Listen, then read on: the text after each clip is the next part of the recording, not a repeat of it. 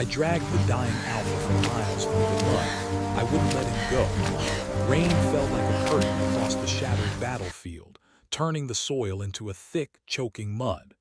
Broken trees leaned like silent sentinels, their branches scratching at the stormy sky. The cries of distant creatures echoed faintly, but even they seemed afraid to come near. Amid the chaos, a figure struggled against the mud, dragging a massive, lifeless shape along the ground. The man she dragged was no ordinary soldier. He was the Alpha King, a ruler whose very name carried the weight of kingdoms and fear. His body was bruised, torn by steel and stone, and his face was streaked with blood that mingled with rain. His once proud eyes were dim, flickering with pain, and he did not speak. Yet every step she took, every pull of his weight through the mud, she refused to stop. She was small compared to him, yet determined. Her hands were raw and bleeding from the rough earth, her clothes soaked and heavy with rain. But something inside her would not allow him to die here, alone and abandoned. She did not know why. Perhaps it was pity, perhaps stubbornness, or perhaps something deeper she could not yet name. "Stay with me," she whispered, more to herself than to him. "You're not leaving me yet, you can't." The alpha shifted slightly under her grip. A low growl escaped his throat, more like a warning than a sound of pain. He was awake, but only just. His instincts, honed over years of rule and survival, told him to push her away, to let himself fall, to end the struggle. But something kept him from fully surrendering, and he let her drag him a few more steps before his body sagged again. The forest ahead was dark and twisted, the trees crowded together like conspirators. Shadows moved strangely in the rain, and the wind carried whispers she could not understand. She stumbled over a fallen root, almost dropping him, but her fingers clung to his arm. He groaned, and she felt the faintest squeeze of his hand, barely there, but enough to let her know he was still alive. "You're strong," he rasped, his voice hoarse, almost a growl. "Too strong for your own good." "I won't let you die," she said firmly, ignoring the tremor in her own voice. "Not here, not now." The alpha did not respond. He did not argue, did not mock her. The man she had known in stories, the fearsome, ruthless king, was silent and broken. And yet she felt a strange connection to him. Perhaps it was the vulnerability he rarely showed, or the knowledge that beneath all the power and terror he was human. Hours passed like this, each step a battle. Her arms ached from holding his weight, her legs burned from the effort of pulling him through mud and rain. Her breath came in sharp gasps, and she began to doubt herself. How long could she keep this up? How long could he survive without proper care? But each time she considered letting go, she saw the flicker of life in his eyes, the shallow rise and fall of his chest, and she pushed forward. There was no other choice. She could not leave him to the storm, the beasts, or whatever dark magic had cursed this land. By the time night fell, she had reached a clearing surrounded by ruined stone walls, once a chapel, she guessed, though it was hard to tell in the rain and darkness. She collapsed beside him, finally able to rest, but she did not release her grip. The alpha leaned against her, his head heavy and warm despite his weakness. "You saved me," he murmured after a long pause, his voice weak and unsure. "I didn't save you," she said softly, brushing wet hair from her face. I won't let you go, that's all." A flicker of something, fear, relief, crossed his face. His lips trembled as he tried to form words, but only a faint, almost inaudible sigh came out.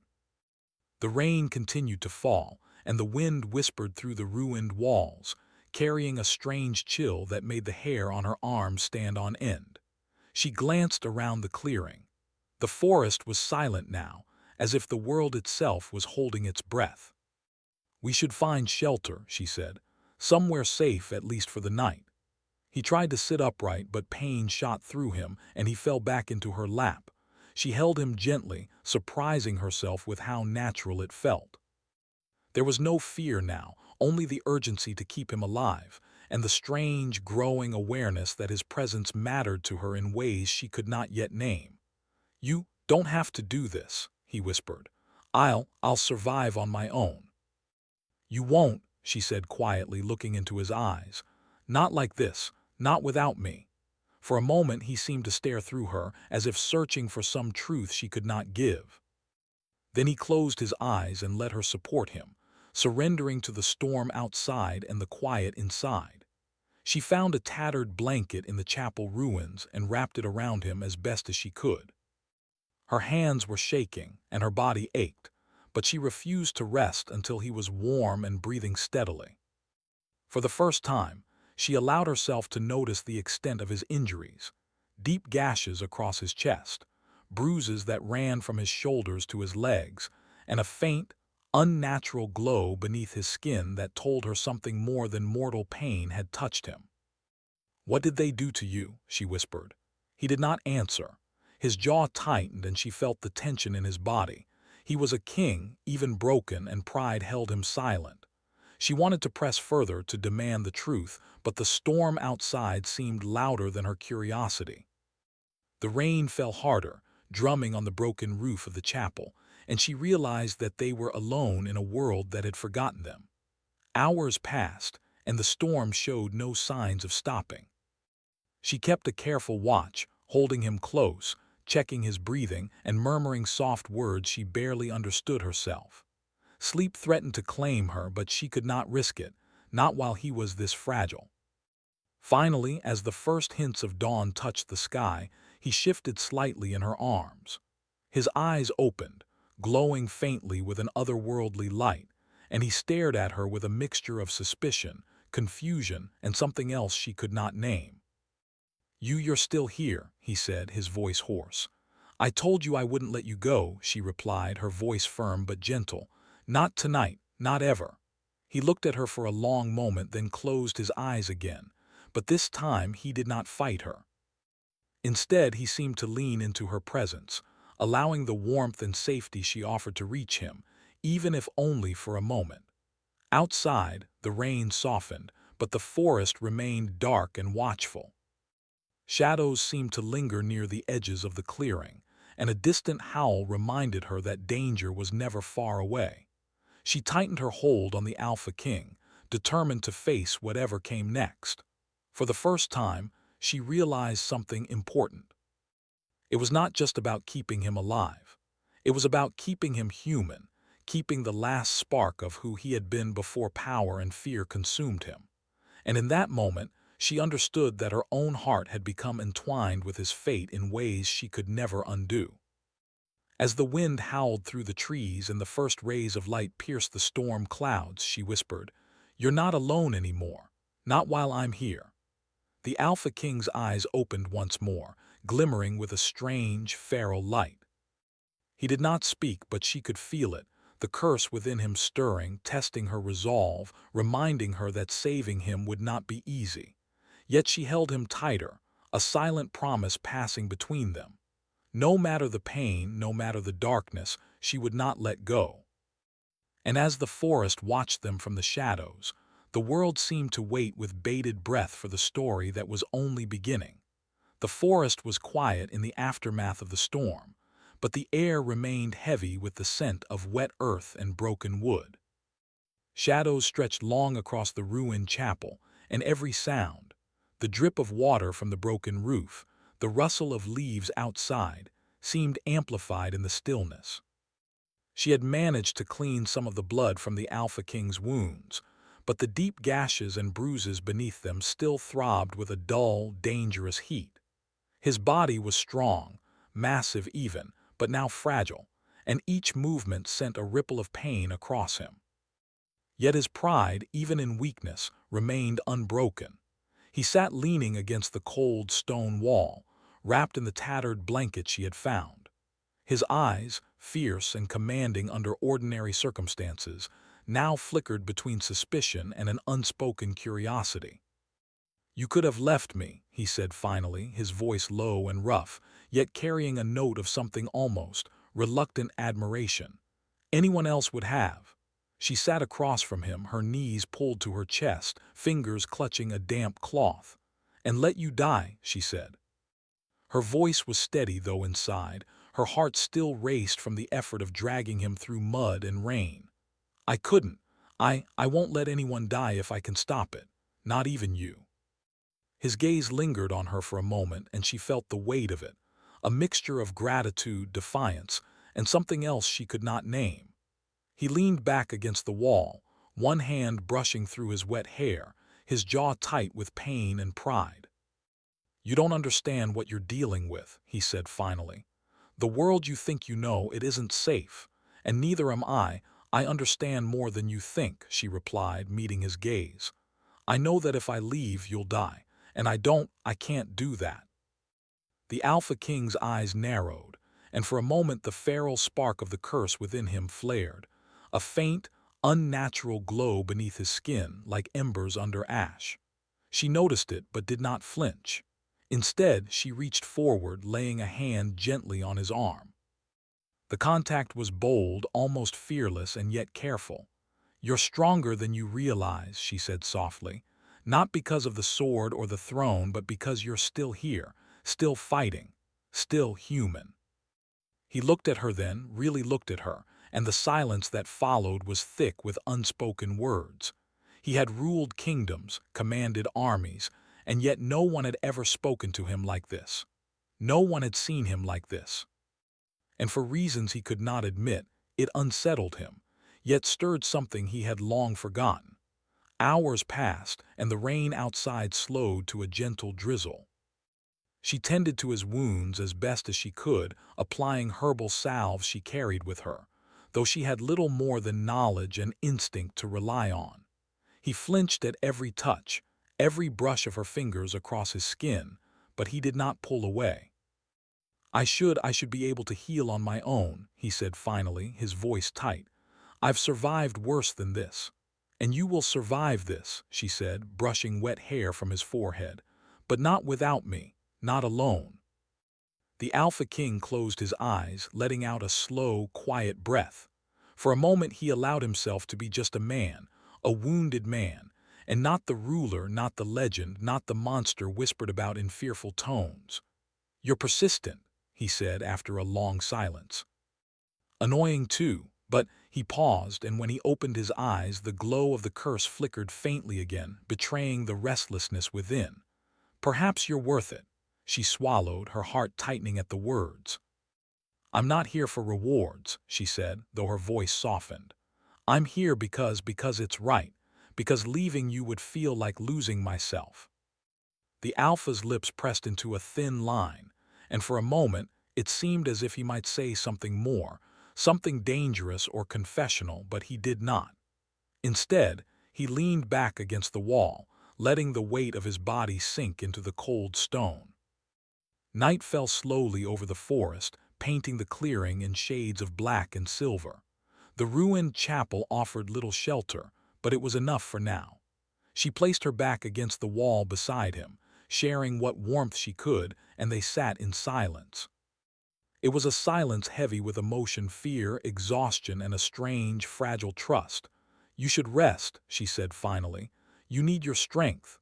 "I can't," he replied, his voice low and steady. "Not while I have someone watching me, not while I know you're here." She frowned, unsure if he meant it as gratitude or warning. "I'm not going anywhere," she said. "I'll stay, but you have to let me help." The Alpha King's gaze lingered on her face, searching, measuring, weighing something invisible. Finally, he nodded, just slightly, but enough. It was a concession, a small surrender, yet it felt monumental. As they settled into an uneasy watch through the night, the curse within him shifted subtly. It tested the edges of his control, stirring a faint heat beneath his skin, a pull toward something darker he would not speak aloud. She noticed the change in him, the flicker in his eyes, the tension in his jaw, but she did not recoil. Instead, she whispered almost to herself, "You're not alone, I'm here."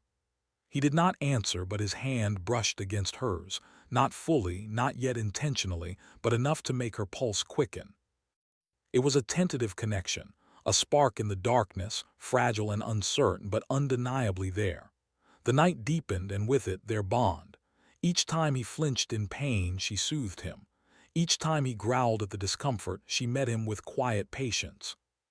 Slowly, imperceptibly, he began to lean on her, not just physically, but emotionally, letting down walls he had kept for decades.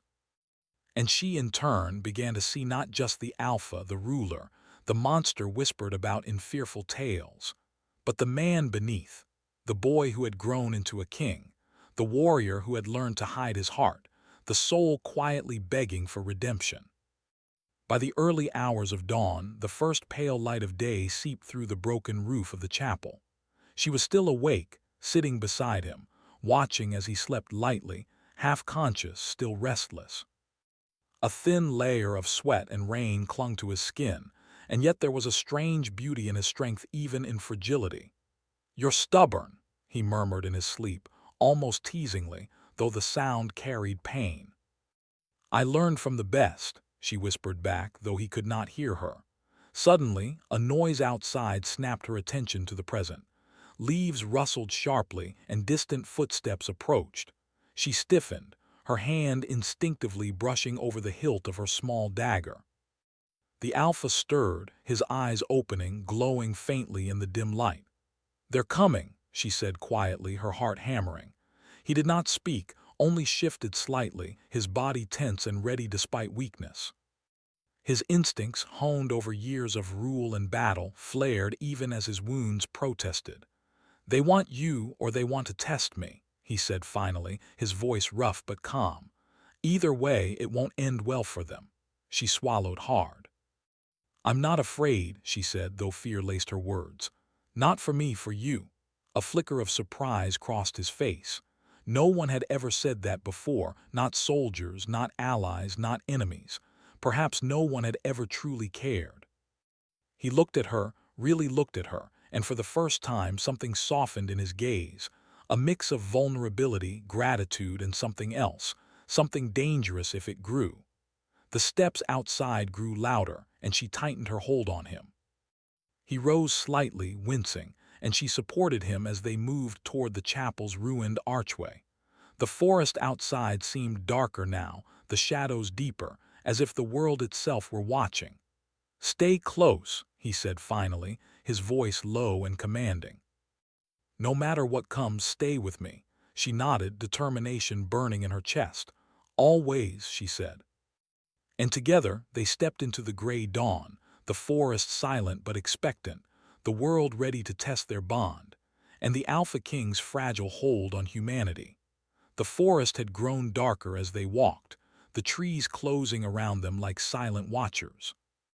Every branch seemed to scrape at the gray sky, every shadow hiding something unseen. The Alpha King leaned on her, not just for physical support, but because he trusted her with his survival in a way no one had ever been allowed. Each step forward was a test, not of strength but of will. She glanced at him. Even in weakness, he carried the presence of a king. His body was bruised and scarred, but his posture remained regal. The faint glow of the curse lingered beneath his skin, pulsing subtly, as if the very forest acknowledged the battle he fought within himself. "Are we close?" she asked quietly, her voice careful. He shook his head. "Closer than before," he admitted. "But the closer we get to my kingdom, the closer danger comes. I should have died on that battlefield. I should have been left behind. Now every step is a risk." She did not respond, only tightened her grip on his arm. She had learned that arguing with him was futile. It was better to show strength through action, not words. As they moved forward, memories of the Alpha's reign haunted him. He remembered villages that had burned under his command, allies who had fallen due to his pride, and enemies who still waited for a chance at revenge. Each memory carried a weight heavier than the rain-soaked mud beneath their feet. "I have done terrible things," he said suddenly, his voice low. "I was cruel when I should have been just. I was cruel when I should have been merciful." She stayed silent, letting him speak. She did not need words to understand the depth of his remorse. It was written in the lines of his face, in the way his shoulders sagged despite the kingly strength that remained in his bones. "You can't change the past," she said softly, "but you can choose what comes next." He looked at her, a flicker of something softer appearing in his eyes. For the first time he considered that perhaps redemption was not impossible. Perhaps someone like her, could guide him toward it. Hours passed and the forest slowly thinned. They came upon a small village at the edge of the old kingdom. Smoke still rose from some of the buildings, signs of destruction from past wars. The villagers watched them with a mixture of fear and awe. Word had spread that the Alpha King survived, and the villagers knew both what he had done and what he might do again. "We must be careful," he whispered, sensing the tension around them. "These people, they do not know me anymore. They know the stories, the rumors, and fear has grown stronger than truth." She nodded. "Then we show them the truth. You don't have to fight them with swords. Let them see the man you can be." The Alpha's lips pressed into a thin line. It was not easy for him. Pride, guilt, and fear wove together in a complex knot inside him. And yet, he knew she was right. To survive, to reclaim some part of himself, he would have to step into a world that hated him and prove he could be more than a monster. They entered the village cautiously. Children peeked from behind doors, mothers clutched their baskets, and old men muttered prayers under their breaths. The Alpha's presence was undeniable, yet it no longer carried the immediate threat of death it once had. He walked with her at his side, letting the villagers see that he was not alone, that someone cared enough to stand with him. One old woman stepped forward, her eyes sharp and piercing. "You've come back to claim what is not yours," she said. "You've brought ruin before. How do we know you won't bring it again?" The Alpha King stopped. He met her gaze without anger, without the fire that had once defined him. "I ask for nothing," he said, his voice low but firm. "I am not here to take, I am here to make amends." The woman's eyes narrowed, suspicion lingering, but she did not move forward. A long moment passed, and the Alpha looked at her, the woman who had saved him, who had refused to let him die, and felt a quiet strength he had never allowed himself to feel before. He drew courage from her, from the bond they shared, and stepped further into the village. They spent the day moving through the ruined homes and streets, helping where they could, offering what small skills and supplies they carried.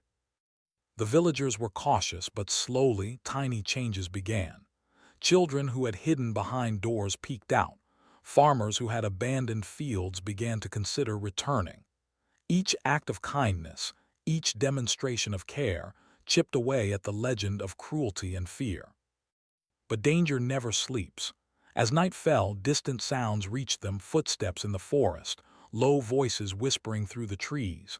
The Alpha's body tensed, and the faint glow of the curse flickered beneath his skin. "They are coming," he said, his voice tight with warning. She felt the tension in him, the pull of something dark and powerful waiting to be unleashed. "We face them together," she said, her hand brushing his. "We don't have to be afraid." The Alpha's eyes softened for a brief moment, a flicker of vulnerability shining through the feral light. He nodded, though his jaw remained tight. Together, they stepped toward the edge of the village, the darkness of the forest pressing in around them. The first figures appeared, shadowed shapes moving with precision and purpose. They were hunters, mercenaries, and rivals, drawn by the rumor that the Alpha King survived. Some carried swords, others carried knowledge of old magic, and all carried intent to test him. The Alpha King shifted, his instincts flaring. "Do not come between me and those who wish me harm," he said quietly, almost to himself. "But stay close. You are my anchor, do not let go." She nodded. "I won't." The figures stepped into the clearing. Their eyes widened when they saw him, the Alpha King, alive but wounded, standing not alone but with her. They hesitated, unsure if he was the same man the stories claimed. His presence was commanding, yet something different lay in his posture, in the way he moved, controlled, deliberate, and tempered with restraint. The leader of the group, a tall man with a scar across his cheek, stepped forward. "Alpha," he said, his voice carrying both challenge and recognition. "You are alive. I did not think the world would allow it. Tell me, do you come for revenge or for redemption?" The Alpha King looked at him, his eyes glowing faintly with the curse within, yet his voice was steady. "Neither," he said. "I come to reclaim my humanity and to face the consequences of my actions, nothing more." The leader studied him for a long moment, then laughed softly. "Then we shall see." The forest around them seemed to hold its breath as the tension escalated. The Alpha King and the woman she had saved stood side by side, a fragile alliance against the world that sought to judge and destroy them. Each step, each word carried weight. Every heartbeat reminded them that this was more than a battle. It was a test of who they were, who they could become, and whether trust and redemption could survive in a world built on fear. Hours passed as they defended the village, their movements synchronized, their bond growing stronger with every challenge. The Alpha's strength was tempered by her guidance, and her courage was bolstered by his presence. Slowly, the villagers began to see not a monster returning to claim power, but a man struggling to find his place and to make amends. By the first light of morning, the invaders retreated, recognizing that this Alpha was no longer the same as before. He had survived, yes, but not because of fear or dominance, because of choice, restraint, and the woman who refused to let him fall. They stood together at the edge of the village, exhausted but alive. The curse within him still pulsed faintly, a reminder that their journey was far from over. Yet there was hope now, fragile and new, that even the darkest past could give way to redemption. The Alpha King looked at her, his gaze intense but softening, and spoke words he had never said aloud before. I could not have done this without you. Not just surviving, but this, being here, choosing to fight the darkness rather than give in." She met his gaze, feeling a warmth that went beyond physical touch, beyond protection. "You're stronger than you think," she said softly, "and you're not alone anymore, not while I'm here." For a long moment, they simply looked at each other, two souls bound together by circumstance, survival, and a growing trust that neither had expected to feel. Outside, the forest watched silently, the shadows retreating with the dawn, leaving behind a world scarred but slowly healing, and a bond between two people that might just be strong enough to face whatever came next. The wind carried a chill that cut through the forest, sharper than any blade. The Alpha King stood at the edge of the ruined kingdom, his eyes scanning the horizon. Smoke rose from distant villages, remnants of old battles, and the faint glow of the curse pulsed beneath his skin, a constant reminder that his past was never far behind. She stood beside him, her hand brushing his arm, offering warmth and support without words. She had been with him through the mud, the blood, the nights when death lingered closer than hope. She had refused to let him fall, and in return, he had learned something he had never believed possible. That he could survive without ruling through fear. That strength was not just in dominance, but in restraint, courage, and connection. "You are ready," she said softly, her eyes meeting his. "Whatever comes, you face it as yourself, not the Alpha of old, not the monster the world remembers." He nodded slowly, absorbing her words. "I have no crown," he said. "No army, no claim. Only this chance." His gaze drifted over the ruined walls of the kingdom he once ruled, now empty, scarred, and silent. "And it may not be enough." "Then it will be," she replied, determination firm in her tone, "because you have someone who believes in you. And that counts more than any throne." For a long moment he studied her, searching her face for doubt, for fear, for any sign that she would falter. But he found none, only unwavering faith and the quiet strength that had carried them both through darkness. He realized then that he was not alone, and that even the curse that pulsed within him might be tempered by her presence. The first sign of danger came as shadows moved through the forest. Figures approached, carrying the weight of old grudges and new ambitions. Rival kingdoms, hunters, and mercenaries who had heard whispers of the Alpha's survival sought to claim what they believed was theirs by right. His life, his power, or his downfall. "Stay behind me," he said quietly, the command instinctive but gentle. I will not allow you to face them alone. I won't run, she said firmly. Not from them, not from you. We face this together. The Alpha King's eyes glowed faintly, the curse within him stirring, sensing threat and opportunity alike. But unlike before, he did not let it control him. Instead, he channeled the power, letting it enhance his reflexes and awareness without giving in to its darker hunger. The first wave of attackers reached the clearing. Swords clashed against stone, shouts echoed through the trees, and arrows whistled in the wind.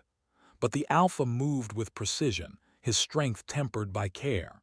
He struck to defend, not to kill, his every motion measured. Beside him, she moved with a quiet agility, assisting where needed, supporting him when his injury slowed him, and never once leaving his side.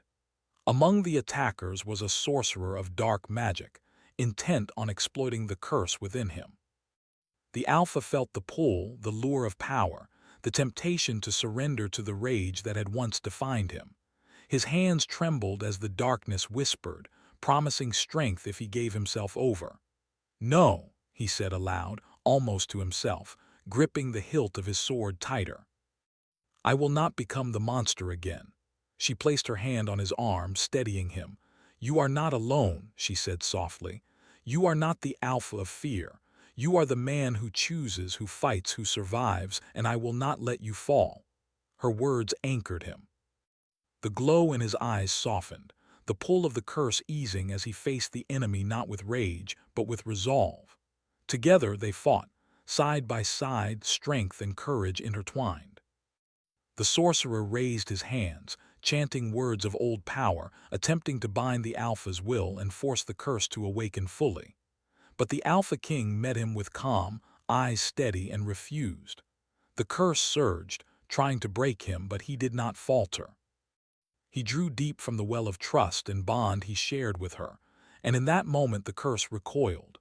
With a single motion, he dispelled the magic aimed at him, the air snapping with power as the forest seemed to exhale. The attackers, realizing the Alpha's resolve had shifted, faltered.